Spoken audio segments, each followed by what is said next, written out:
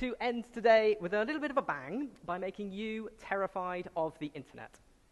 What we're going to look at today is a selection of attacks you can use against real web applications that use HTTPS to intercept traffic and change and read user data, despite them having security in place. We're going to look at the techniques behind this, see an actual live demo of how this works, and then look at some of the ways you can protect your applications against this, some of the ways the web is going to get better. A bit of context first. I work for a company called Resin.io. We're a deployment platform for the Internet of Things, for embedded systems. Who saw the IoT security talk just before this one? Oh, yeah, maybe a third of people, quarter of people? Yeah, so we're partly trying to solve that. IoT is a terrible place for security. It's been absolutely disastrous for a while now, and it's slowly getting better, but the industry as a whole is very immature. So a big part of what we try to do is think about how we can improve security practices, how we can attack applications and then resist those attacks. For us, security is a big deal in IoT. This really matters. But anybody building useful applications needs to care about this. I'm going to be looking at web applications particularly today. If you're building a web application that's useful, you have a responsibility to your users to allow them to use that securely and safely. They shouldn't have to understand cryptography. They shouldn't need to be deep security geniuses. They should be able to just get things done, doing normal, sensible things, and not have it blow up in their faces. Before we dig into how it's going to blow up into their faces, I should mention that doing this against anybody who is not consenting on any systems you don't control is against the law in most of the world. Do not intercept people's traffic without their consent. We are going to look at some demos against actual banks in a minute. Do not rob a bank. That out of the way, let's talk about the state of internet security. It's not in a great place. Since the start of this year, we've had 3,440 high or critical impact formally reported security vulnerabilities since the start of this year. That covers everything from ACA to systemd to Node.js. Everything is broken in large, major, drastic ways. And we, as software developers, are responsible for a lot of this. We've had huge attacks this year, ransomware attacks against people and businesses, hospitals around the world. We've had WPA2 being broken just a couple of months ago. It turns out any modern mobile device, any modern device using wireless, the traffic being sent back and forth can be read, even if you don't know the password to the wireless network they're using. We've had Blueborn recently, where you can take over devices, any device that has Bluetooth, if you can get in range of it, in about 10 seconds. Cloudflare, it turns out, had Cloud Bleed in February this year, where they were leaking potentially huge amounts of unknown data for an enormous part of the internet. We, as developers, are failing at security in a lot of ways, in a lot of places. And part of the reason for this is that we don't really worry about security. There's not that much pressure to fix things until it goes horribly wrong. Up until that point, it's another annoying cost, and then suddenly it becomes an incredibly important thing. And because of this, we tend to make lots of assumptions about how security works for our applications. One of the classic ones of this is that interception is really hard. For a really long time, nobody even used HTTPS, really. Up until 2010, Gmail did not use HTTPS for most pages. Facebook didn't either. We didn't really think about this. We didn't consider the idea that between your computer and the remote server you want to talk to, it was really practical for somebody to get in between and potentially see that traffic back and forth. So we didn't worry about it very much. But it turns out it is very practical. At the end of 2010, a Firefox extension came out called Firesheep, which allowed you, with one click, to see all the session cookies of every Facebook, Gmail, etc. account that was going over the air around you, and immediately, with one more click, take over that account. You could sit in Starbucks and with one click take over the Facebook account of anybody else using Facebook in the room. This is bad. There's a lot of reasons for this. This particular extension was, yeah, very much should take responsibility for the level at which HTTPS has now been rolled out. More and more people don't assume that this is true, but we're still not great at this, and you see a lot of non-HTTPS sites every day. The underlying attacks here are interesting. There's a lot of different ways you can do this. Open Wi-Fi is the particular one Firesheep was looking at. Any Wi-Fi connection where you don't have to explicitly put in a password just to connect is sending all your traffic over the air in plain text. Anybody sat near you can see everything that's going back and forth. So anything that isn't HTTPS is totally visible. Even if there's a login page that comes up, if you log into hotel Wi-Fi, airport Wi-Fi, coffee shops, and it's an open network, everything you're doing is potentially public. Even beyond that, once you're on the network, ARP spoofing, if you really want to get into it, allows you to route everybody else's internet through you. ARP is the address resolution protocol. When you talk on a network, when you want to send a message to somebody else, you don't actually send it to their IP, you send it to their MAC address most of the time. So that means if you want to talk to an IP, you have to find the MAC address you're looking for. An ARP address resolution protocol is how you do that. When you want the MAC address, you shout, "Hi, who has the MAC address for this IP?" And somebody shouts, "I'm that IP, this is my MAC."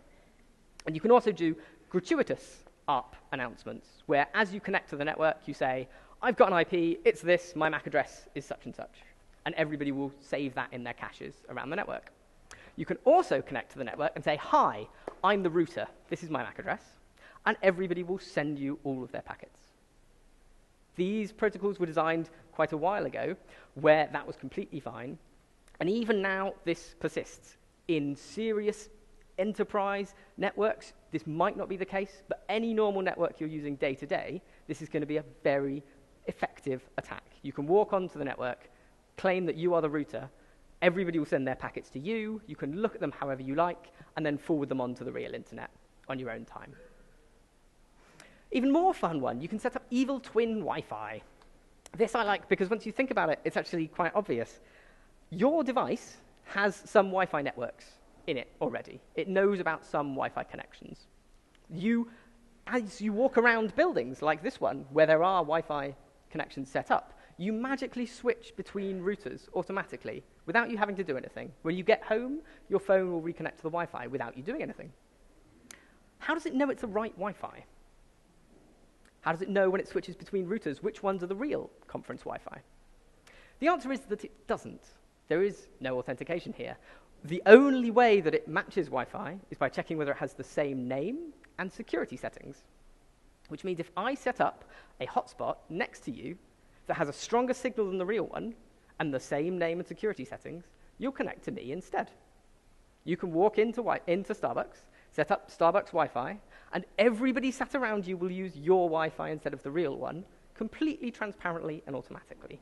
And you can then do whatever you like. You have all the traffic going through you.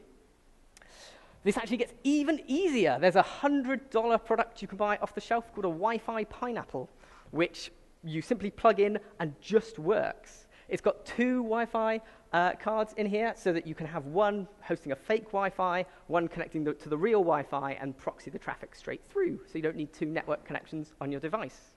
It does really neat things where anytime your device asks if a Wi-Fi network is available, your device normally announces the Wi-Fi it's looking for, probe requests. Is my home network here? Is my home network here? Is my home network here? This says, yes, I'm your home network, to everything, and then hijacks people's requests completely automatically. It even has an app store. You can plug this in and immediately start, for $100, taking over the network of everybody around you. HTTPS is supposed to solve this, right? Interception is scary, it's remarkably easily doable, but HTTPS should allow us to encrypt traffic between point A and point B, so it doesn't matter if somebody else can see that traffic going back and forth. That's the idea. We should be able to build safe systems despite there potentially being nasty people in the way. Sadly, as you might have guessed from the title of the talk, that's not enough.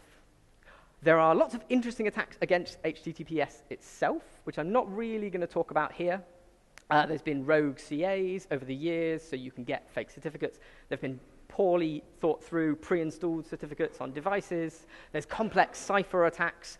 All of those are probably out of the reach of the random person sat in your coffee shop. What I want to talk about is simple, easy attacks that allow you to break HTTPS by stopping it ever working in the first place. The way it's supposed to work is something like this. You want to talk to somebody, perhaps a bank, and you connect to HTTPS/their name, and as long as you get a nice green certificate, everything's great. You're happy. This connection is secure. If there's somebody in the middle, there's nothing they can do. They can't see anything. They can't read anything. They can't tell what's going on. The problem comes if I can get in before you get to this state, because if I can, I could instead perhaps put you in this state. You connect to example.com, and you get HTTP example.com, and I connect to HTTPS example.com, and I pass all the requests back and forth and do whatever I like with them in the middle, because I've got all your requests. If I can get you into this state, you lose. And the browser won't complain about this state because it's valid. HTTPexample.com is a site that you don't need to have a certificate for. Anybody can host that. It will not show you a little padlock in the corner, but you won't notice. Who here is confident that every time they've ever logged into anything ever, they've checked it had the right name and a green certificate? Every time. That is 0 people in the room. We are a fairly technical group. Most of you are aware of what a padlock in the corner might mean. Chrome have data from live Chrome usage. 70% of times you get those huge, bright red, whole screen warnings that the certificate is invalid. People click past them. 70% of those are ignored. Real use, users don't really care about security here that much. They don't deeply understand a lot of this. If you do controlled studies, you invite somebody to a security study, you ask them to sit down and log into their bank in front of you, and again you come up with a big red warning. People ignore it and click past it more than 50% of the time. The idea that they're going to spot the right domain name but not a certificate is not practical. People are not good at constant vigilance. Checking the same thing over and over again is not something people do. And we need to be able to build systems where we don't expect people to be perfect. This gets even worse, because if you might spot this, you won't spot this. If I instead get example.com, I could actually go and buy that name. I could get a real certificate for that. And now, at a glance, it's the right name, it's got a certificate. Your browser will give you a nice green, shiny padlock, and everything will look great. It's not. At this point, I can proxy everything through, read, change, destroy everything that you're seeing. If I can get a man in the middle before you get to HTTPS, I can put you in one of these situations instead of the nice, secure situation, and I effectively have as much power as if I do complex attacks against HTTPS itself. If I can push you into one of these situations, you're in big, big trouble. So, how do you actually get to HTTPS? Right? What's the route you get there that allows you to avoid this problem? You might normally go to a website by, say, typing in a URL, pressing enter, and then expecting it to be secure and working. And most people would think that is a reasonable way to go to a website. That actually looks like this. You type in a URL, and your browser loads the HTTP version by default, because that's what the standards say you should do. If you type in a domain, you load HTTP. If that doesn't work or you get redirected, you might try HTTPS. But there's this little transparent redirect here that you don't really notice. But at that point, somebody could instead do this. Rather than redirecting you to HTTPS, you just stay on HTTP, but now I send the traffic through, and I take over and do whatever terrible things I'm going to do. Perhaps instead you might load a web page by clicking a link. If you do that, it might look something like this. At some point before you get to your secure site, you might go through an insecure site at some point in your browser session. As soon as you do that, I can rewrite that insecure site, and every single link in there, I can just remove the S, so that every page after that is also insecure. And I can keep doing this all the way, and strip SSL completely from the rest of your connection, and just proxy through as if it were HTTPS. And unless you're constantly checking certificates, you're not going to notice. If there's any insecure step before you get to HTTPS, we can do this kind of stripping, and then we can put you in one of those bad situations, and then all your traffic gets proxied, and you lose your bank account and everything you've ever loved. Okay, that all sounds maybe a bit scary. It's a bit theoretical. Maybe it'll never happen. It will happen. I know it'll happen because I'm doing it right now. Let's have a demo. So this is a Raspberry Pi. It's connected to the actual network here, and it's also hosting a Wi-Fi hotspot called Intercepting Wi-Fi that I am hopefully currently connected to. On here is a small bit of IP tables that does some forwarding so that certain bits of traffic get passed through a Node.js script, which rewrites some of the traffic. The actual source for this, for the basic parts of this, not for the actual website attacks, but for the essentials, is up here, and I'll send these slides out later so you can go and have a look. And there's a Docker file and everything required to reproduce this. But what this means is that we can intercept and rewrite sites completely. So you might be on the Wi-Fi and think, hey, this is example.com. This is a nice, reliable, safe website.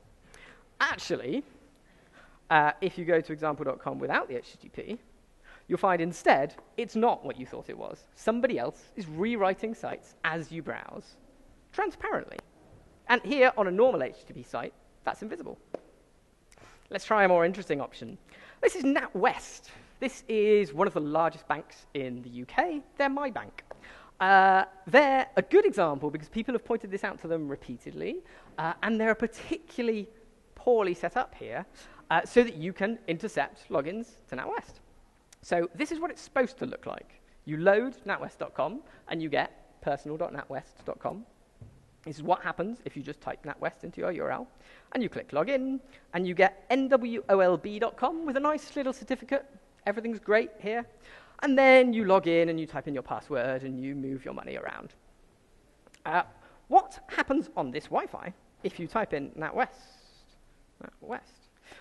This will redirect back to what looks like exactly the same site. Slowly over this connection. There we go. To what looks like exactly the same site. The difference here, though, is that this login link no longer goes to HTTPS NWOLB. It goes to HTTP NWOLB, which I then proxy. So you're a normal banking user. You go to your banking website like you've done 1,000 times before. You click login, and it goes da-da-da-da-da. Great, cool. This looks just like the previous website. Let's go and log in. Great. OK, I'm just logging in just like normal. Oh, no. Somebody's running JavaScript inside the login page of my real banking website.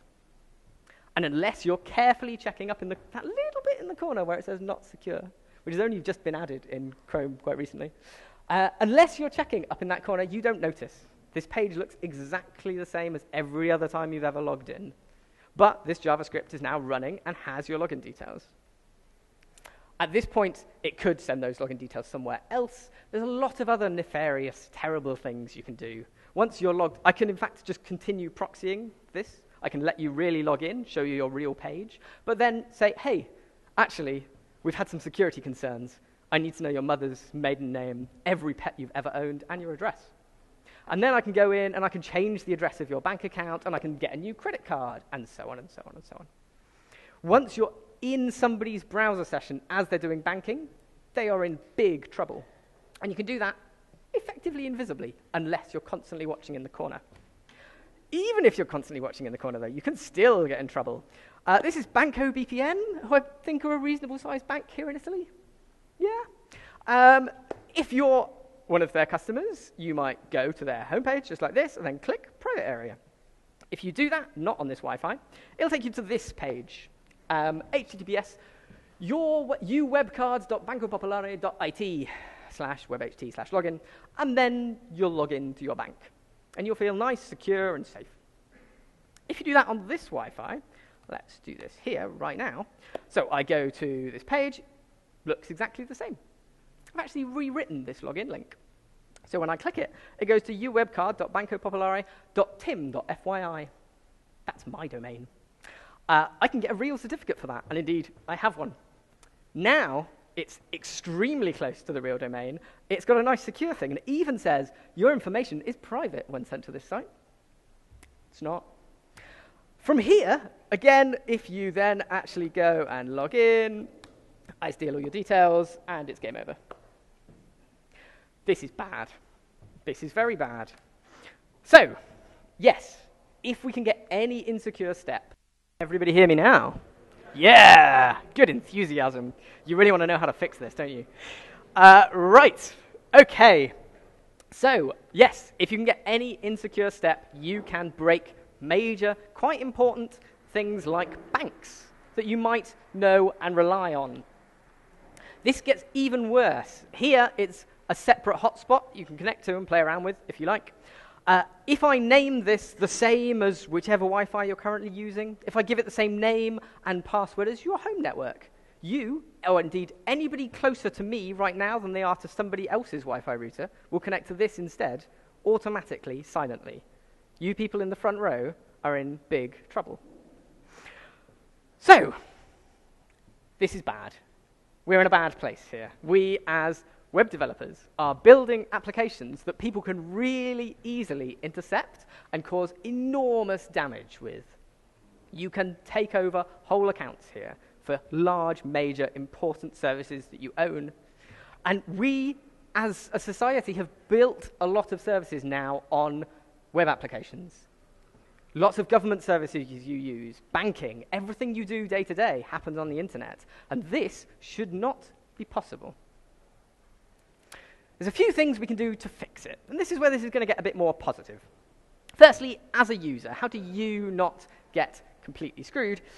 Firstly, don't trust anything HTTP with anything ever, ever. Intercepting HTTP is really easy. The whole node script for the HTTP bit here is something like 60 lines of simple JavaScript. The whole setup is super easy. Do not trust HTTP with anything. Even if you're on HTTPS, check that you really do have a certificate and it's got exactly the right name. If you've got the right domain name and a certificate, you're probably fine. Easy attacks will be defeated by that. This is made harder if you have a name like NWOLB, which I think is supposed to stand for NatWest Online Banking, but nobody knows that. Nobody uses that. You need domain names people can verify. HTTPS Everywhere is a browser extension which will automatically upgrade lots of requests. It has a list of sites which are known to support HTTPS and HTTP, and anytime you try to talk to them over HTTP, before the request even gets made, it will upgrade it to a secure version, so you never make that initial insecure request. And use a VPN. VPNs don't just magically solve this problem, but they do mean that instead of trusting the local network to you, you trust the network at the other end of the VPN. And you probably have more confidence in them than you do in the airport or coffee shop you're sat in right now. This is okay as a user, but this shouldn't really be a problem. This is not an acceptable state for the web to be in. It is not okay for web security to be this broken. We need to be able to build a web that is secure and that people can trust. And the only way we can do this is by turning off HTTP. If at any point in your browser session you have a plain HTTP request, you're done. It's game over, unless you're constantly checking things, in which case we cannot allow that. We need to turn off HTTP. Fortunately, there's a good bit of progress in this area. We'll start with browsers. Browser vendors have a pretty good consensus now that this is the way the web is going. HTTP is going to die. Firstly, all new features coming to browsers don't work in HTTPS. So, if you want to use geolocation, that used to be allowed on HTTP sites, that's now been removed. If you want your user's location, you have to have a certificate. If you want to be able to do offline or notifications, background sync, anything with the new exciting service workers stuff, you need to have a certificate. If you want device motion or orientation for mobile devices, if you want WebRTC for real-time communication, or if you want HTTP2 for general improvements across the whole of HTTP, you have to be using a certificate. And this is the way things are going to go. HTTP is effectively frozen. On insecure webs, the insecure web is not getting any better, and the secure web is. And browser vendors are going to steadily push everybody in that direction. On top of that, Chrome particularly is now really starting to crack down on HTTP sites. Since early this year, Chrome posted these little not secure warnings on any page with a password field. Since the start of October, the latest version of Chrome now posts it on any page where you try and type into any box at any point. Any search box, anything, you get a little not secure warning, and eventually they're aiming, it's actually stricter in incognito, and eventually they're aiming to have not secure, like red flags in the corner for every single HTTP page on the internet. And I suspect they may end up going further than that in time. Browser vendors are slowly but surely deprecating HTTP entirely. You, as a web developer, though, don't really want to wait for that. You don't want your users to be exposed to this kind of danger. So there's a few things we can do. Firstly, get HTTPS. If you don't have HTTPS on every page on your site, so if you have a landing page like these banks that is plain HTTP, you need to do so. HTTPS is effectively free now. There's a fantastic service called Let's Encrypt, which is a totally automated free certificate authority. You run a command line tool which checks through a variety of different methods that you actually own the domain and then automatically issues you a certificate. And they've got built-in integrations for loads of web services and web frameworks you might be using to do automated certificate provisioning and then renewal as well. There's not really any excuse. They make it really easy now. They've got great guides to walk through. You can get certificate for any domain you own, and you can add them to every page. Cloudflare also have a service, an HTTPS proxy. It's not quite as good as actually adding HTTP to your site, but for free, you can run your traffic through Cloudflare, and they will secure all traffic up until Cloudflare, and then send it through to your plain HTTP site. And that at least secures your user from the coffee shop problem. Actually moving to HTTPS, though, can be difficult. Wired have a great write-up of their process doing this. It took them about 5 months to move the whole of Wired to HTTPS. It's a big problem if you're somebody like Wired, because you've got a lot of existing content that has HTTP images in it, HTTP scripts, HTTP links, and all of these will cause you pain and challenges. Content security policy is a header that makes this much easier. So content security policy does a lot of other things I'm not going to talk about. It has one option, though, called upgrade insecure requests. This works for HTTPS responses. So you return this from your server with the response, and it sets rules, basically, on what the content that you're responding with is allowed to do. So there's a lot of things you can do here. Upgrade insecure requests, particularly. Do I need a mic? Okay. No? Oh, I see, for questions. Okay. Upgrade insecure requests means that any sub-resource on your page, so any images or scripts, if you have an HTTP reference to them, client-side, before the request is made, that gets upgraded to HTTPS automatically. So those problems, those mixed content warnings, immediately disappear. It also means any links on this page that go to the same domain also get automatically upgraded. These links are a particularly difficult problem. If you have a bunch of content with HTTP links and you change your site to HTTPS, it'll look like it still works. You click those links, you'll go to HTTP, and then redirect back to HTTPS. And transparently, everything will seem fine, but you've got that little insecure gap every time you click on a link. And if you have any insecure step, somebody can take over your connection. This fixes that. If you want to be able to actually fix all your content, there's also a report URI mode, where every time it upgrades anything, it sends an HTTP request to this URL to give you a report telling you what it upgraded, so you can go through and actually fix things. Even better, there's a report-only mode. This doesn't actually upgrade anything. This only sends the reports. So there's no downside to turning this on, and you immediately find out what HTTP content you've got left over. You do have to set up some URL for the report URI to point to. There's a free service called reporturi.com, which, as long as you have fewer than 10,000 reports a month, I think, will allow you to just send your reports to them. They give you a unique URL for your application, and you can then go through and have a look at all the reports you're getting. It's really easy to set this up and start migrating your content. We've also got HTTP strict transport security, and this is sort of the end game here. HTTP strict transport security is another response header that lets you turn off HTTP for your domain. It looks like this. When you respond from your server to an HTTP request with this header, what you're saying is, for the next 3,600 seconds, do not make any HTTP requests to me under any circumstances. None whatsoever. If you try and make an HTTP request, transparently upgrade it to HTTPS for any request you might make, and cache that for a while. On top of that, if there are any certificate errors, if there are any problems that mean HTTPS isn't properly working, if you serve up an expired certificate or a certificate for the wrong domain, the big red warning is unskippable. Users cannot click past it. It is impossible to go to your site unless it has valid HTTPS, and you can completely turn off insecure browsing for your domain.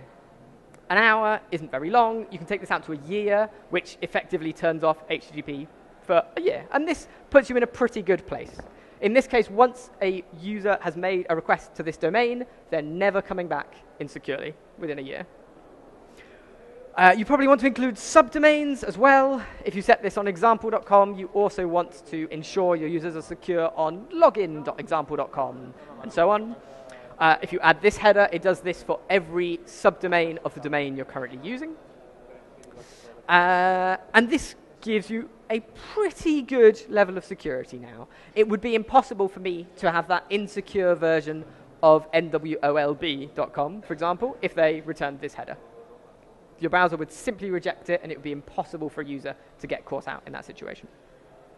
We still have a problem for the very first request. If a user clicks on a link to your application for the first time, that's probably the time when you most want them to be trusting it and safe.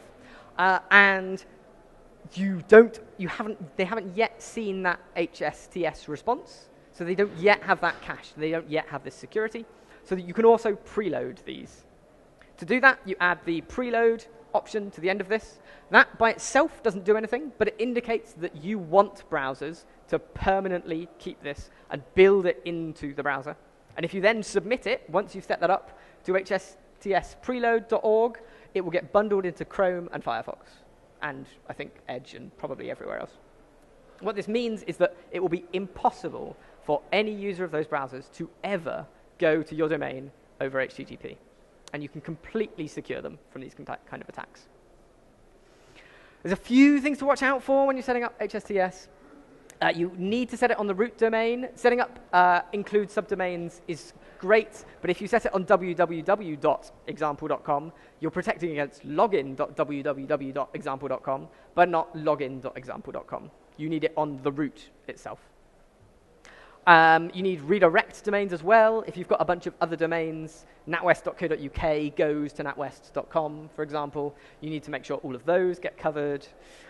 You need to have recognizable domains.